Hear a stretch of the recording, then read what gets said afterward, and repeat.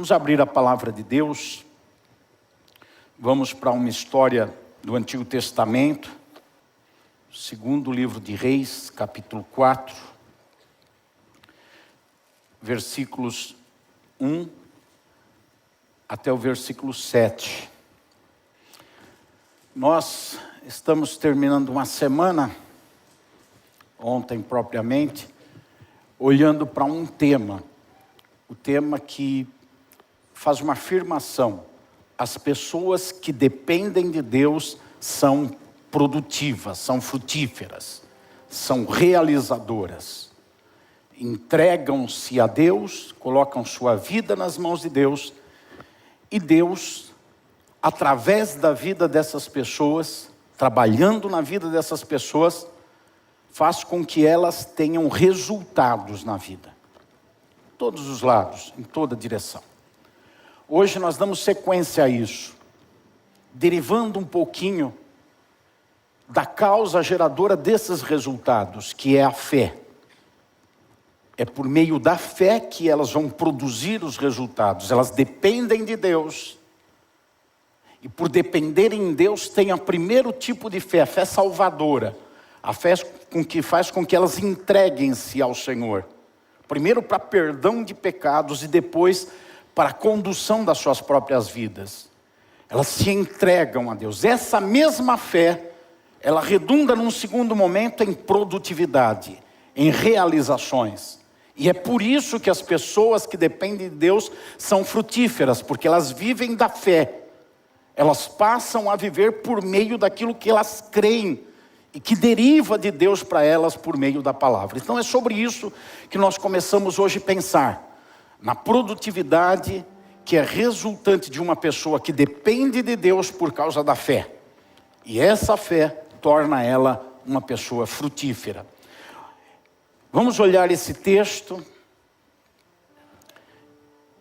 e falar sobre esse assunto. Diz a palavra de Deus: certa mulher, viúva de um dos discípulos dos profetas, clamou a Eliseu dizendo: o meu marido, seu servo, está morto.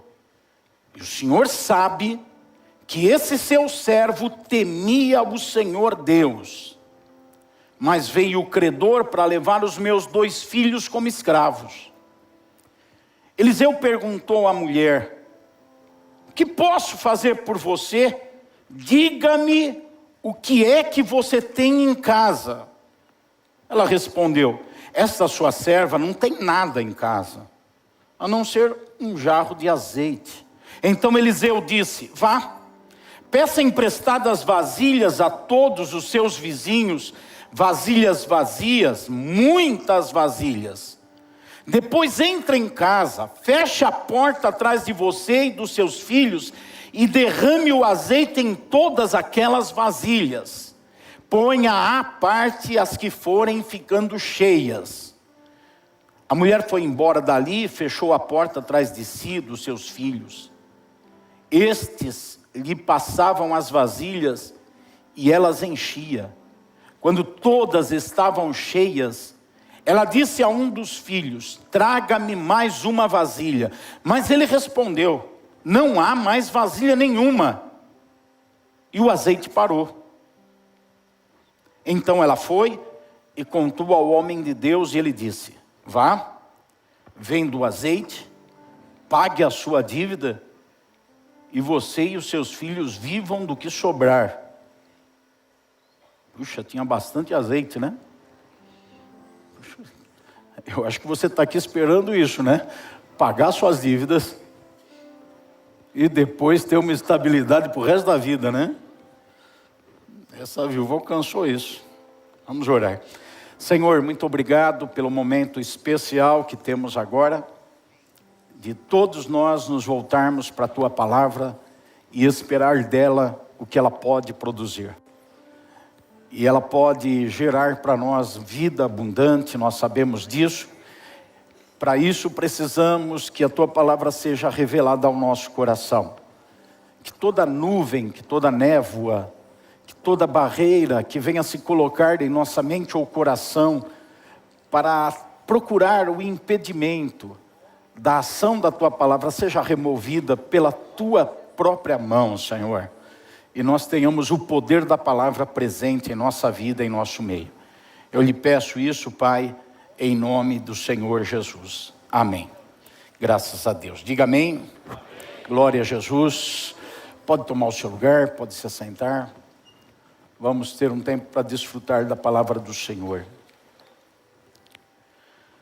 Para falar sobre fé, eu escolhi esse texto, porque é um texto todo ele permeado por fé, todo ele montado por fé.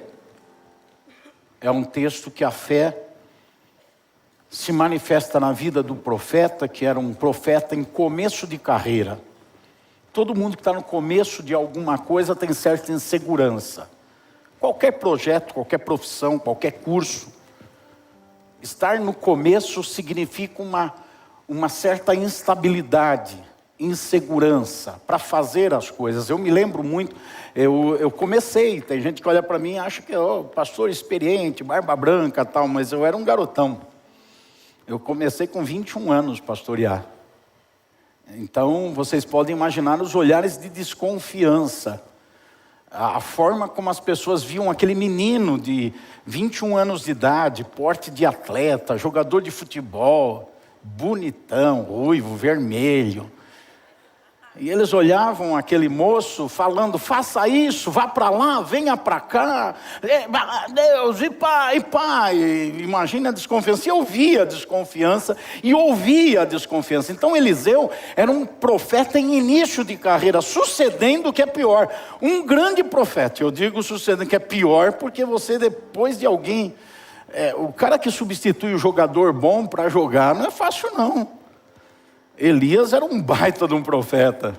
Elias era o profeta dos milagres do Antigo Testamento e ele acabou a carreira dele, Deus o levou e ficou Eliseu. Então Eliseu está no lugar dele, ocupando a função dele. E o que os olhos das pessoas estão esperando? Que Eliseu faça coisas iguais a Elias ou até maiores.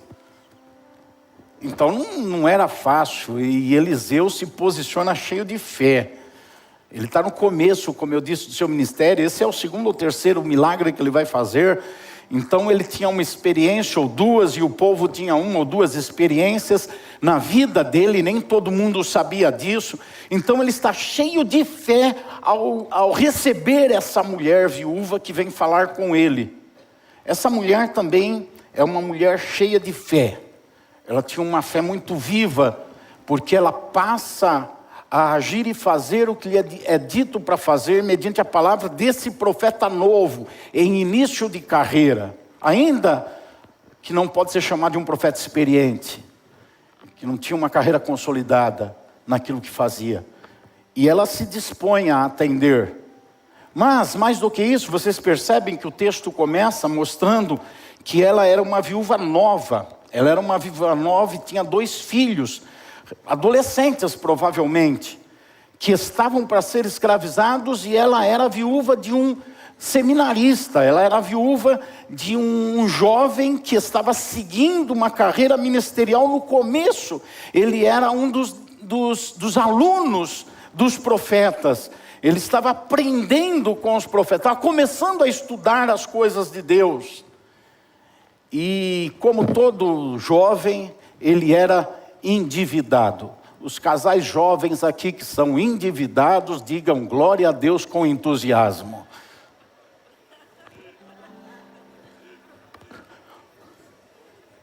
Estão com vergonha ou está todo mundo na bufunfa aí? É difícil o casal jovem que não está cheio de conta para pagar. Deixa eu te lembrar que hoje é dia 5.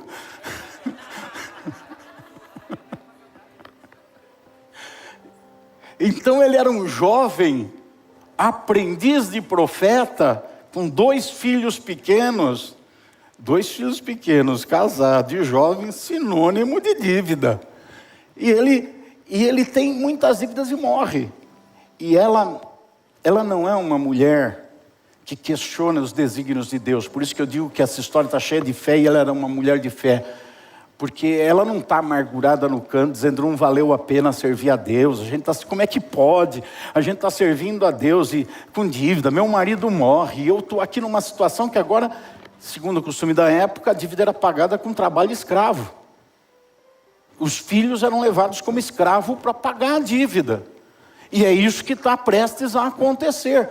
Mas mesmo com tudo isso, ela continua buscando um escape em Deus. Ela continua buscando o profeta, ainda que seja um profeta jovem, início de carreira. Mas a fé dela indica que não depende da pessoa, não depende do profeta, ser um profeta experiente como Elias, ou um profeta jovem como Eliseu. Depende de Deus. E o profeta, seja velho ou seja jovem, ele está ali em nome de Deus. E é Deus que vai ajudá-la. Ela está nessa fé firme. E por isso que ela vai procurar. Ela sai de casa, o evento não acontece na casa dela, não é o profeta que vai lá, ela sai de casa e ela vai onde está o profeta para buscar uma direção, uma ajuda, para falar com ele. Ela não sabe bem o que vai conseguir ter, mas ela vai lá buscar. É como muitos de nós que saímos de nossa casa e vamos para a igreja buscar uma resposta, ou buscar um alívio, ou buscar uma direção, ou buscar alguma coisa que não sabemos bem o que é, mas sentimos que falta alguma coisa, que precisamos de alguma coisa. Ela não tem uma direção, ela não sabe o que fazer, ela não tem um plano. Mas ela tem fé. Quando a gente tem fé, pode não ter plano, pode não ter direção, pode não ter marido, pode estar endividado, mas quando tem fé, tem o que precisa. A fé move situações. A fé remove montanhas. A fé faz o impossível acontecer. O Novo Testamento chega a afirmar: tudo é possível para aquele que crê. Tudo é possível. Não existem impossíveis quando tem fé. Quando tem fé. Então, a gente precisa olhar para esse texto nessa perspectiva de fé, de encontrar a fé, de tirar os subsídios de informação sobre como é a fé, o que a fé faz, como a fé atua. Porque é um texto que mostra a fé, que indica a fé na vida de um protagonista, na vida do outro protagonista dessa história, da mulher e do profeta. Então nós temos a fé em evidência. Todo cristão com um pouco de familiaridade com a Bíblia sabe o que está escrito como definição de fé e onde está, quem sabe o endereço aqui de onde está a definição mais clara de fé na Bíblia? Alguém sabe? Faz um sinalzinho assim. Quem sabe, tem ali, tem mais. Tem um endereço na Bíblia, que é Hebreus 11:1. Ali afirma a fé. Tem muitos lugares que falam da fé, definem a fé, mas ali teologicamente, na etimologia da palavra, define o que é fé. E lá está escrito: a fé é a certeza, a convicção, é a certeza de coisas que não se esperam, a convicção de fatos que não, convicção de algo que não é tangível, palpável, visualizável, algo que não está materializado. Então a fé é imaterial. A fé ela não tem forma, ela precisa ser materializada, ela não é material, ela não tem como mostrar a fé pela fé em si. A fé não é tangível, não é tocável. Nós conhecemos esse tipo de coisa, mas a fé, eu tenho falado para vocês, principalmente nos momentos das contribuições, que a igreja tem uma visão, e quando nós entregamos ofertas e dízimos, nós pegamos a visão, e a visão vem de fé. A visão é algo ali na frente, que a gente não está hoje tendo. A gente contribuindo, a gente está dando possibilidade de materializar a visão. O mesmo se aplica à fé. A fé precisa ser materializada, ela precisa ser transformada em alguma coisa visível. É isso que diz esse texto de Hebreus. Portanto, ela é imaterial. A Wikipédia, é só você ir lá, não agora, depois, e pesquisar na Wikipédia, você vai encontrar a seguinte definição de fé. Preste atenção: adesão de forma incondicional a uma hipótese, uma possibilidade, é uma adesão àquilo que a pessoa passa a considerar como sendo uma verdade. conceito popular é só uma possibilidade. Mas a fé faz com que a pessoa pegue aquilo que é só uma possibilidade e para ela passa a ser uma realidade. Embora continue sendo apenas uma possibilidade, mas dentro dela, no conceito dela, já é uma realidade. Ela toma aquilo como absoluto. Continua. Mesmo que não tenha nenhum tipo de prova ou critério para objetivamente fazer uma verificação. Não tem como comprovar. Não tem como provar aquilo. Mas para aquela pessoa a hipótese passou a ser uma verdade absoluta, inquestionável. Continua a Wikipédia dizendo, ela tem uma confiança total. E ela deposita isso nessa ideia, ou na fonte que transmitiu essa ideia. Continua a Wikipédia dizendo, a fé acompanha a absoluta abstinência de dúvida. Essa verdade para a pessoa agora não é mais questionável. Podem todo mundo questionar, mas para ela não é mais questionável. Não repousa dúvida sobre isso. E ainda diz, é impossível duvidar e ter fé ao mesmo tempo. É lógico.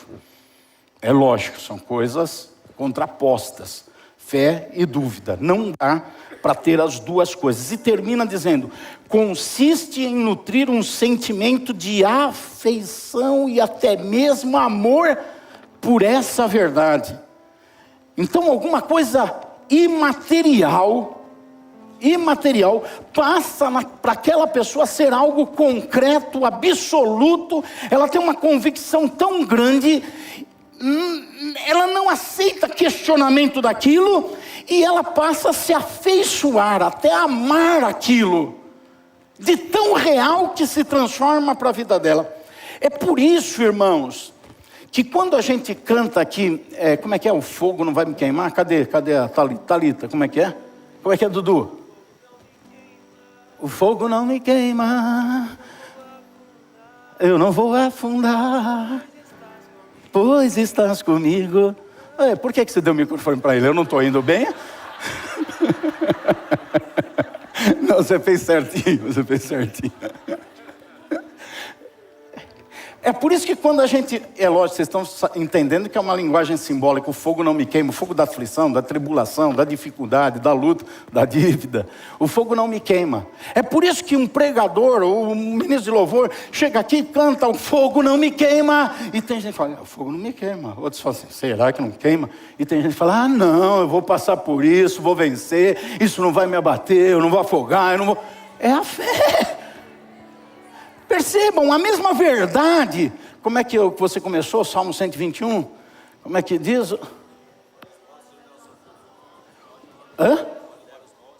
De onde me vem o socorro? O meu socorro vem do Senhor. Tem gente que ouve isso e fala, é mesmo, poxa, não, o socorro vem do Senhor. Mas chega a tribulação, chega a dor, ele se abate, desesperado, aflito, angustiado, perde a fome, perde o prazer, não dorme de noite, fica assustado, atribulado. O meu socorro vem do Senhor. Mas tem aquele que o meu socorro vem do Senhor. Aleluia, eu já venci isso. Eu já superei. Ai daquele que chegar e falar, você está lunático?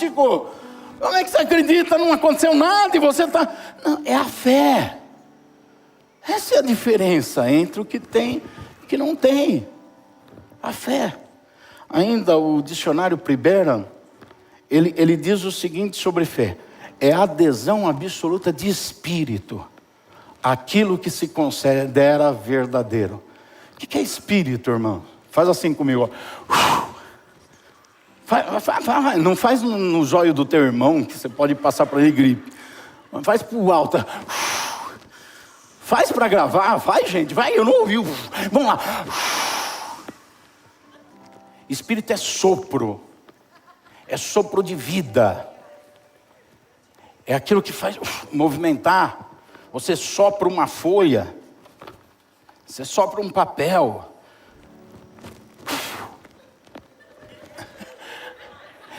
Você movimenta, ele está parado. Você movimenta. Isso é sopro, isso é espírito. Obrigado.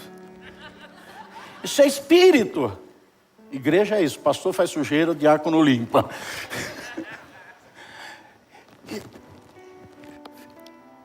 Adesão absoluta do Espírito. Aqui é espírito humano, não é o Espírito de Deus. É o Espírito que a gente tem. Sopro de vida, o que impulsiona a nossa vida, o que faz a gente se movimentar, o que tira a gente daqui e leva para lá. Então a fé, segundo o dicionário Priberan, eu estou buscando em elementos seculares.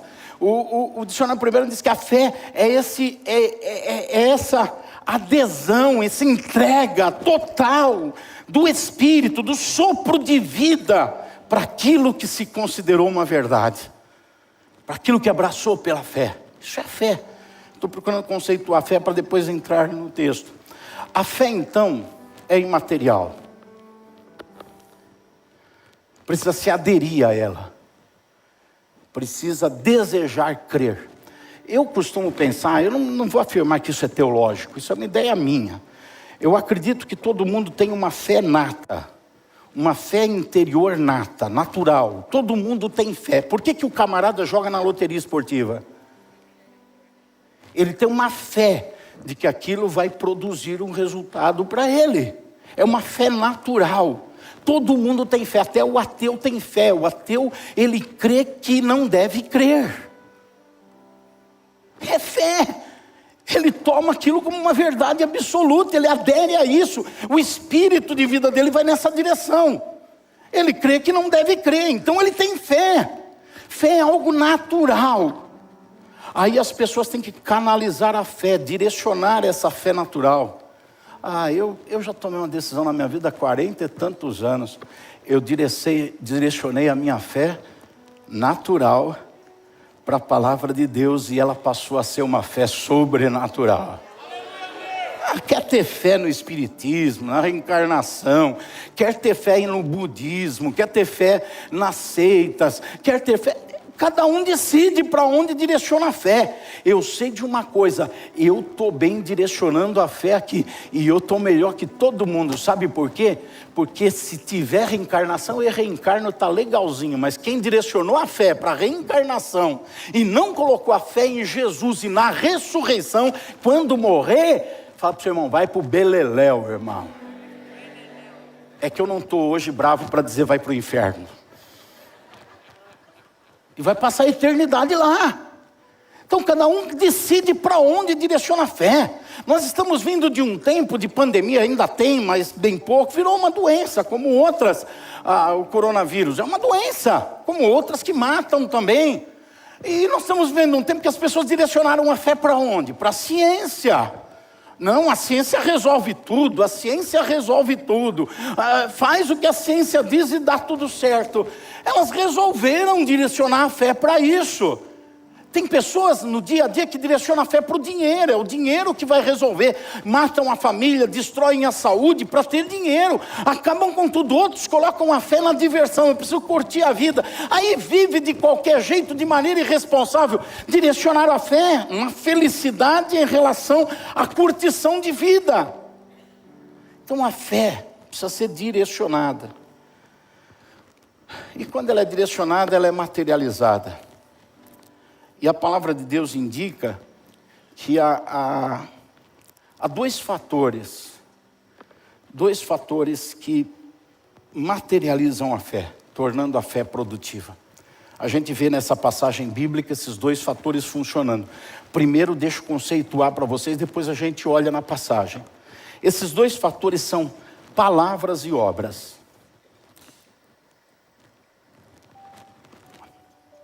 Através de palavras e ações é que essa fé é materializada. E nessa ordem. O princípio ativo das palavras deve ser a fé. Eu havia preparado o esboço, até de madrugada, agora eu pedi para mudar. Porque eu tinha colocado que a fé é o princípio ativo das palavras. Mas não. Preste atenção. O princípio ativo das palavras deve ser a fé. quando pensava, como eu tinha colocado, embora eu tinha a ideia certa, mas tinha redigido errado, quando pensar que a fé é o princípio ativo das palavras, significa, quando pensa que o princípio ativo da fé são as palavras, é isso que eu tinha colocado, o princípio ativo da fé são as palavras, a gente está dizendo que a gente fala para crer. Quando a gente diz que o princípio ativo das palavras deve ser a fé, a gente fala porque crê. É diferente. A gente não fala para crer. Quem fala para crer são os positivistas. Quem fala para crer são as pessoas que trabalham com autoajuda. Eles falam para acreditar. Eles não acreditam, mas falam uma coisa para que de tanto falar se convençam daquilo. Mas as palavras não são usadas dessa forma. Elas devem ser usadas porque se crê. Nós não falamos para crer. Nós ouvimos para crer. Mas não falamos para crer. Nós falamos porque cremos. É por isso que eu fico muito preocupado com certas expressões que a gente faz sem pensar no culto, do tipo assim: fala aí, eu sou forte. Fala aí, eu sou vencedor. Fala aí, eu sou... Ora, quer ver? Fala aí, eu sou bonito. Quem riu é porque não acredita.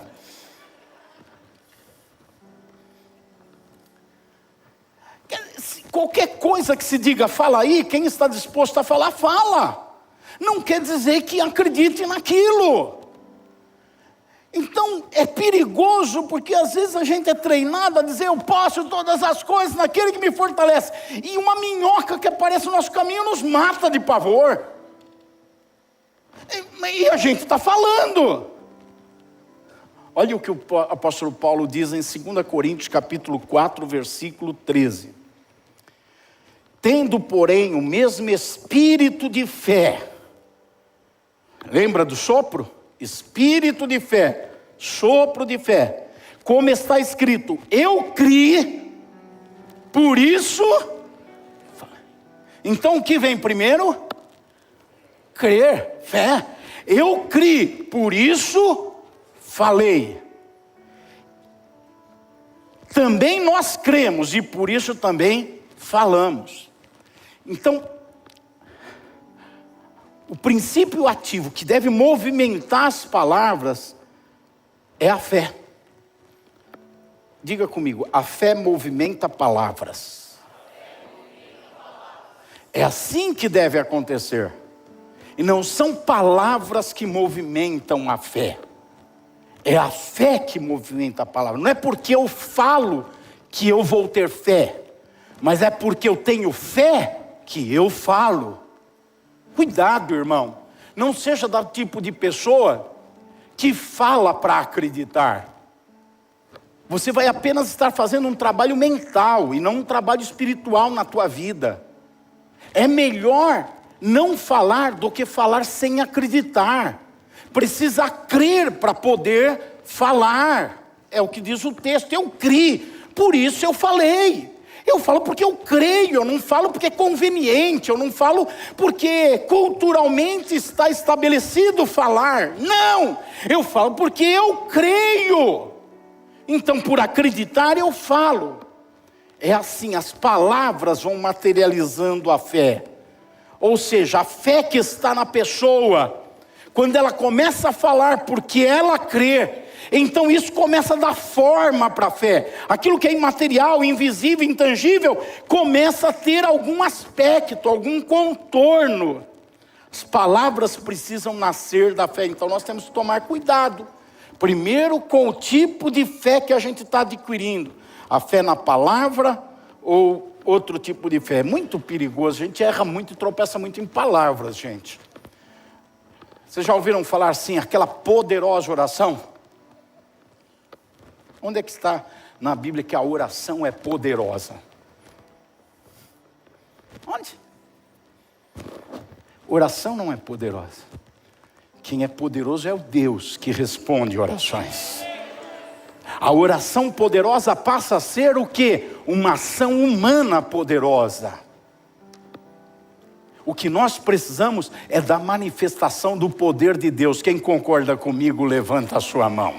Nós não estamos vindo à igreja para buscar uma ação humana poderosa. Nós não estamos orando para ter uma ação humana que mova as situações. Nós usamos da oração para mover o poderoso Deus e Ele realizar. Nós temos que tomar cuidado com as palavras. A qualidade das nossas palavras precisa ser questionada, porque elas vão mostrar se tem fé ou não. Vamos pensar em qualidade de palavras.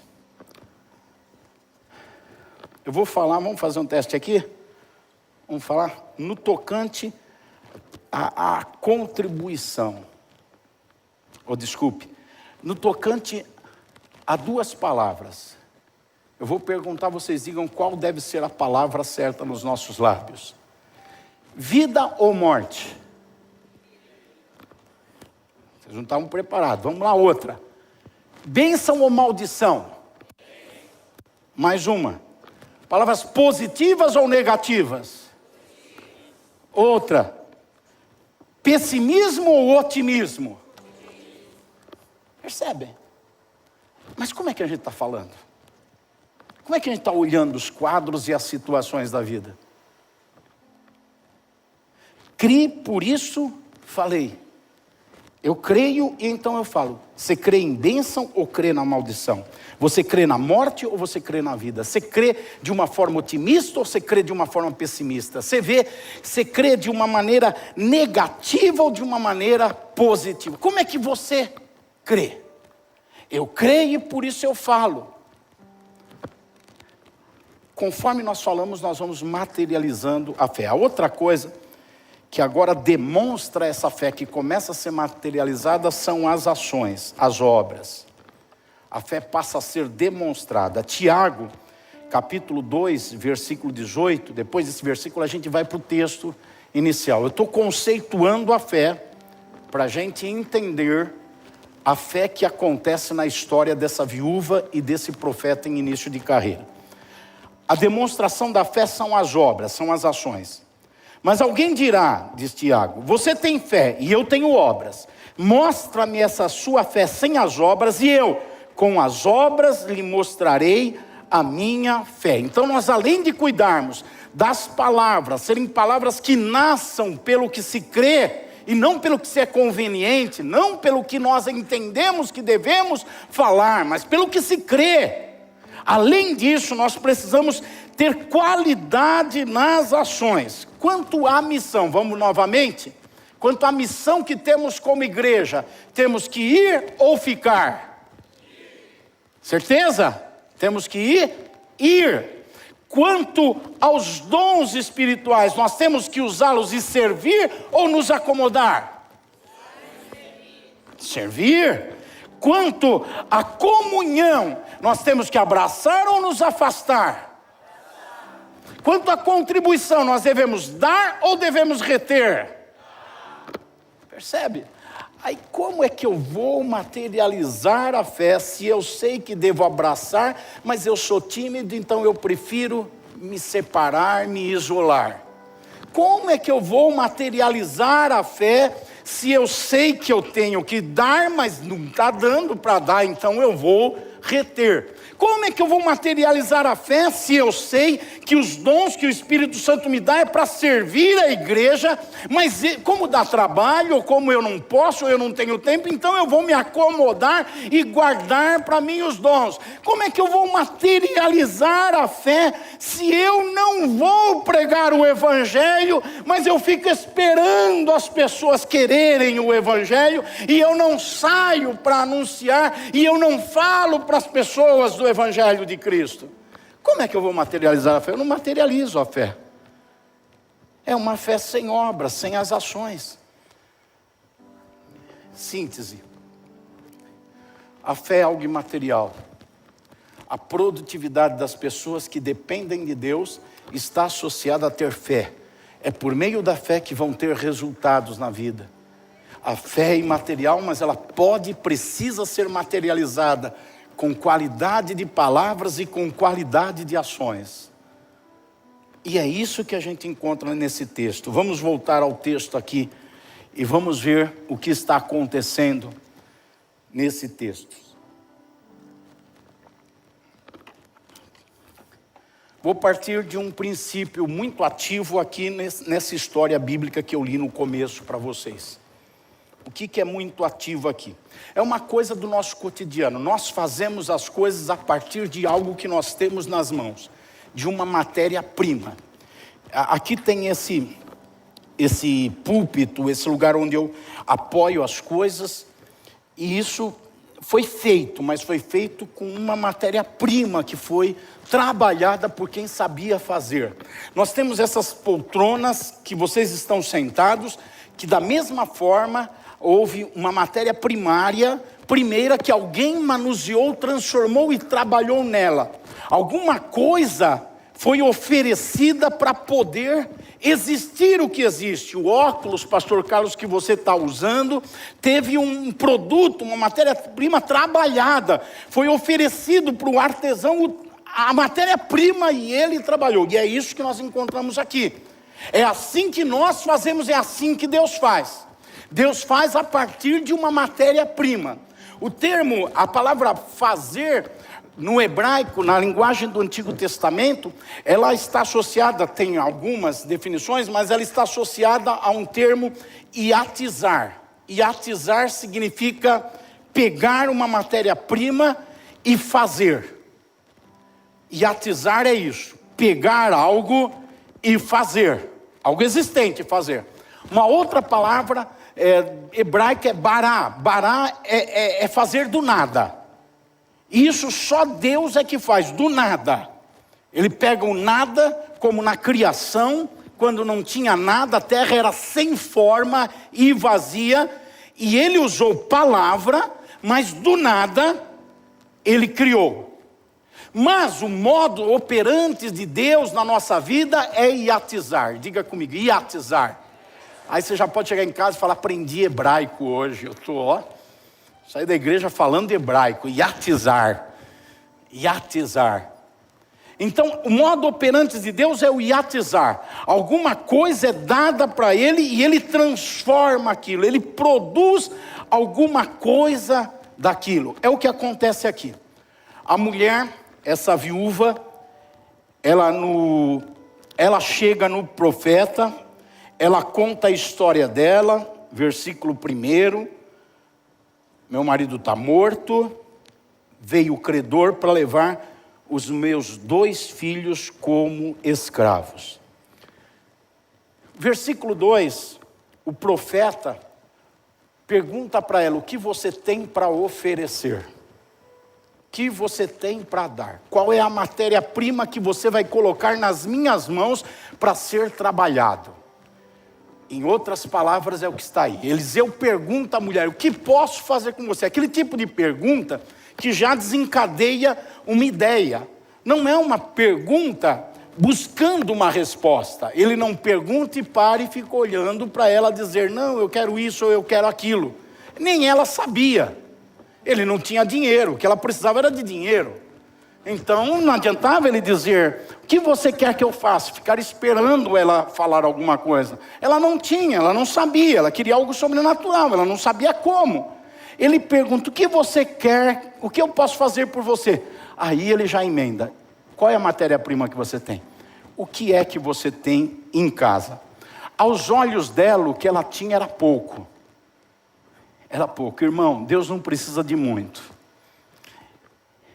Ela disse no versículo 2, a segunda parte do versículo. Ela respondeu, essa tua serva não tem nada em casa. Ah, tem um pouquinho de azeite no jarro. Tem um pouquinho de azeite no jarro. Só isso, só tem um pouquinho de azeite. Aqui está de acordo com toda uma correlação bíblica. Precisa oferecer alguma coisa para Deus trabalhar.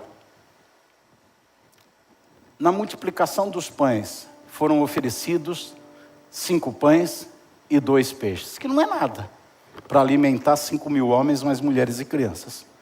Mas foi oferecido. Na festa em Caná da Galileia de casamento, foi oferecido água para poder ser transformada em vinho. Quando disseram para Jesus, acabou o vinho, o que ele falou? Traga-me água. Me dê uma matéria-prima, para eu poder trabalhar com a matéria-prima. Traga-me água. Mas o que a água tem a ver com vinho? Ora, mas para Deus não tem essa lógica. É o que você dá que vai resultar. Deus apenas está esperando uma matéria-prima. Muitas pessoas estão aguardando uma bênção de Deus, mas não oferecem para Deus uma matéria-prima. Não entregam para Deus alguma coisa. E ficam esperando bará. Na verdade elas oram, Deus, bará na minha vida. Bará é fazer do nada. Faz do nada. E Deus fica dizendo, não é bará, é iatizar. É iatizar, coloca alguma coisa na minha mão. É o que o profeta diz para a mulher, coloca alguma coisa na minha mão. Me dá alguma coisa, o que é que você tem? Ela diz, nada. Não, bom, na verdade eu tenho alguma coisa, mas aos meus olhos é nada, não vale nada. Não tem problema a sua avaliação sobre o que você tem. O que importa é que Deus é poderoso para pegar o nada e fazer grandes coisas. Aquilo que para você é nada, Deus pode fazer tudo, mas é a fé que leva a pessoa a pegar o nada, o que não tem valor, e dizer, está aqui, Senhor, o meu nada, agora faz o Senhor o que o Senhor puder fazer. Faz o nada, irmão, virar alguma coisa, coloca na mão de Deus. O nada na tua mão é nada, o nada na mão de Deus é tudo. Faz o nada virar alguma coisa. Oferece a matéria-prima para Deus. Só se oferece a matéria-prima com fé. Naamã, o profeta chegou, Naamã, aquele general de exército da Síria, chegou no profeta para ser curado. O que o profeta fez? Vai no Rio Jordão e toma 7 banhos no Rio Jordão. Espera um pouquinho, o Rio Jordão não curava ninguém. O que 7 banhos cura? Não cura nada. Mas o que o profeta está falando? Matéria-prima, faz alguma coisa, me dá matéria-prima para você ser curado. O que aquele Naamã falou? Aí eu pensava que eu ia chegar, ele ia colocar a mão sobre mim e ia me limpar da minha lepra. O que ele pensava? Eu não tenho que dar nada, eu tenho que só esperar o bará acontecer. Eu tenho que só esperar um milagre acontecer. Eu tenho que só esperar Deus fazer. Quando na verdade Deus me oferece uma matéria-prima para eu fazer. É isso que toda a Bíblia ensina para a gente. Moisés tinha que passar com aquele povo todo o Mar Vermelho. E ele parou. E eles clamaram ao Senhor. O Senhor falou, por que vocês estão parados? Não está escrito assim. Mas Deus perguntou, e eu estou acrescentando porque a história me permite. O que você tem na mão? Eu tenho uma vara. Então pega a vara e toca no mar.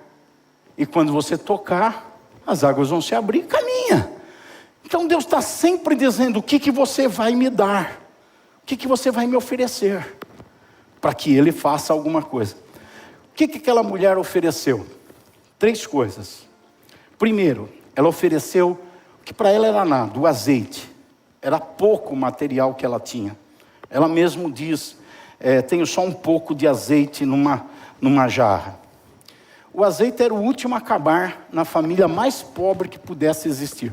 Porque o azeite era prioritário nas famílias. O azeite era para comida, era para iluminação e era para saúde, para curar feridas. Então o azeite todo mundo tinha. Podia acabar tudo, mas sempre tinha um pouco de azeite. Ou muito. O azeite não faltava. Era o básico, era o essencial. E para aquela mulher chegar ao ponto de ter só um pouquinho de azeite, é porque tinha acabado tudo. Você pode estar pensando que já acabou tudo na tua vida, mas ainda tem um pouquinho de azeite. Coloca o pouquinho que você tem nas mãos do Senhor. Ele é poderoso para fazer e atizar. Ele é poderoso para produzir a partir do pouco. Então o que ela ofereceu? O pouco material que ela possuía. O que ela ofereceu mais? ela ofereceu o muito devocional que ela tinha. O que é o muito devocional? Obediência. Obedecer é a maior virtude devocional que alguém pode ter. Em 1 Samuel, dá para colocar? Não está aí no esboço, mas coloca para mim. 1 Samuel 15, versículo 22. Nessa passagem, o rei Saul desobedeceu a Deus, ao profeta Samuel, fez o que não devia fazer, achou que era melhor fazer do que não fazer o que ele fez, mas tinha sido dito para ele não fazer. Não estou entrando no mérito da questão. Quando Samuel, sacerdote e profeta, chega, diz para ele: será que o Senhor tem mais prazer em holocaustos e sacrifícios? O que representa, irmãos, holocaustos e sacrifícios para nós hoje? Culto, não é? Adoração, louvor, devoção. Representa devoção. O Senhor tem mais prazer em devoção do que no obedecer a sua palavra?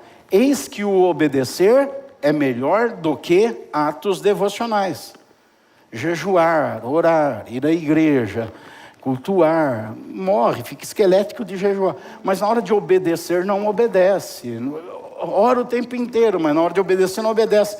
Deus fala a mesma coisa. Você acha que vale a pena você ficar jejuando, orando, e na hora de obedecer a minha palavra, você não obedece? Você faz o contrário, você faz de outro jeito? Você faz o que acha melhor, o que sente? Não adianta nada. É isso que está dizendo. Então daí se conclui que a obediência é o maior ato devocional que alguém pode ter.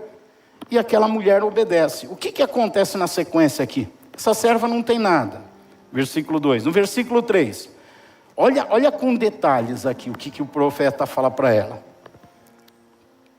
Versículo 3. Então Eliseu disse: vá. É importante a gente ficar aqui contextualizado. O que aconteceu? A mulher está chegando com um baita de um problema. É alguém entrar ali na minha sala com um baita de um problema. Pastor, eu estou com uma dívida impagável. Estou para ser preso. Não paguei pensão alimentícia durante 10 anos. Agora está aí, amanhã eu vou ser preso. Amanhã eu vou ser preso. O que eu faço? Aí eu falo: vá, pega vasilhas, pede para os vizinhos vasilha emprestada. A pessoa já começa a olhar para mim e fala: esse pastor está biruta. Ele está louco. O que tem que ver vasilha com o problema que eu tenho? E eu ainda vou pedir emprestado para os outros. Já começa a pensar: peraí, está tudo errado. Ele não entendeu o meu problema. É o que está acontecendo aqui. Ela foi lá perguntar para ele: o que eu faço? Meus filhos vão ser levados como escravo. Vá, peça emprestadas vasilhas a todos os seus vizinhos. Vasilhas vazias. Muitas vasilhas.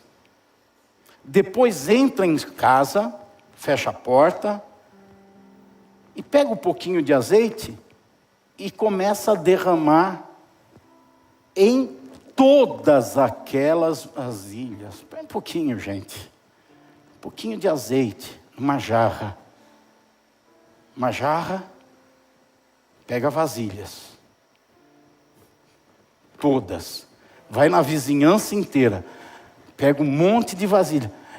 Cada vizinha que ela ia, os filhos dela ia pedir vasilha, ela estava lembrando: eu tenho isso de azeite numa jarra, um pouquinho de azeite numa jarra. O profeta mandou pegar um monte de vasilhas, colocar lá e depois derramar azeite em todas as vasilhas. Esse profeta está biruta. Não é o raciocínio normal? Você não pensaria? Eu pensaria isso. É o normal. Em nenhum momento ela questiona. O que está impulsionando ela? Fé. Fé. Mandou, estou fazendo. O Senhor mandou, estou fazendo. A palavra diz, estou fazendo. Eu não sei porquê, mas eu estou fazendo. Porque o Senhor direcionou. Eu estou fazendo. Ela vai. Derrama azeite em todas as vasilhas e põe à parte as que foram ficando cheias. Note uma coisa, não tinha acontecido nada. Ela continuava com um pouquinho de azeite num jarro. E ela estava, quanto tempo ela demorou para ir em todos os vizinhos e pegar todas as vasilhas e carregar todas as vasilhas? 2 horas, 3 horas, 5 horas, 10 horas, um dia? Não sei. Quanto tempo? Demorou algum tempo. Não foi assim. Agora, todo esse tempo dela pegando vasilha, continuava um pouquinho só de azeite na jarra. Mas o que estava movimentando ela para continuar fazendo? Pode demorar o quanto tempo demorar. Continue fazendo aquilo que Deus falou para você fazer. Continue firme. Demorou 1 ano, 2 anos, 10 anos. Continue firme. A mulher foi embora dali, fechou a porta. Agora vem a obediência. Os filhos iam dando as vasilhas, ela ia enchendo as vasilhas. Ia colocando nas... Então ela estava dando obediência. Entregando obediência. Por fim, o que ela deu mais? Olha o versículo 7.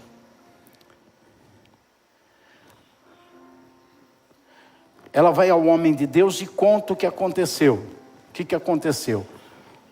Encheu as vasilhas. Encheu as vasilhas. Ela conta o que aconteceu. Aí o homem de Deus diz para ela: venda o azeite, pague a sua dívida e você e os seus filhos vivam do que sobrar. O que mais que ela deu? Ela deu trabalho, deu esforço. Seria muito melhor que simplesmente a dívida fosse perdoada. Acontecesse um milagre e acabou o problema. Mas a palavra que ela recebeu foi: agora você vai trabalhar. Você vai pegar esse azeite. Agora imagina a mulher com os filhos carregando aquelas vasilhas de azeite, indo ao mercado da cidade ou de porta em porta, batendo na porta e dizendo: eu tenho azeite para vender, custa tanto. E a pessoa pechinchando do outro lado. E alguém dizendo: não me incomoda, eu não quero saber. E ela esperando o cliente chegar no mercado da cidade, ou ela batendo nas portas e as portas se fechando para ela. Fechou uma porta, fechou outra, e ela continua vendendo. E ela sai e vai trabalhar. Matéria-prima, gente. Ela está oferecendo matéria-prima. Você está precisando de recurso?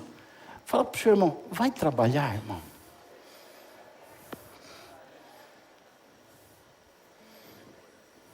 Né?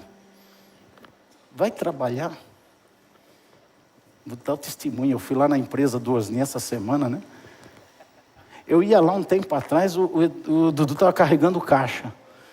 Eu cheguei essa semana, está com uma mesa bonita, sentado à mesa, cadeira, está rasgada a poltrona lá. A Bozinha arruma, acabou. Viu, Raquel? Põe a mão no bolso, põe uma poltrona que não esteja rasgada para ele. Mas ele está lá, computador na frente e tal. Está trabalhando. Me ajuda. Fala para o seu irmão: não, vai trabalhar, irmão.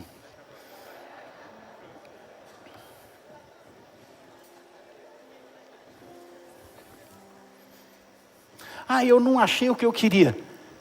Vai vender azeite, irmão, se vira. Mas vai trabalhar. É a matéria-prima para Deus te prosperar. Vai trabalhar. Não fica...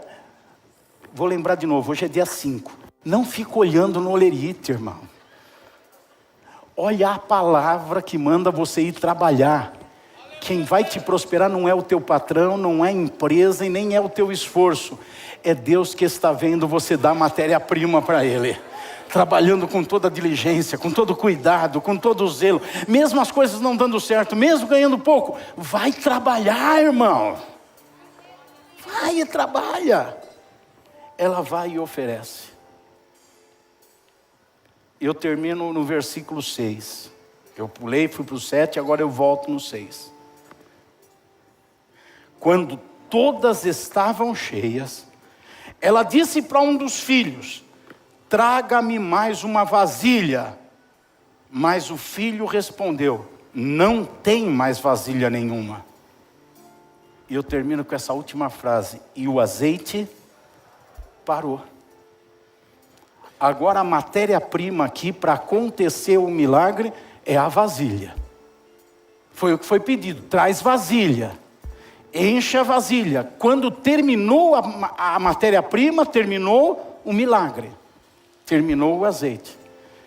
Quando eu e você não oferecermos matéria-prima para Deus, não podemos ficar esperando resultados de Deus.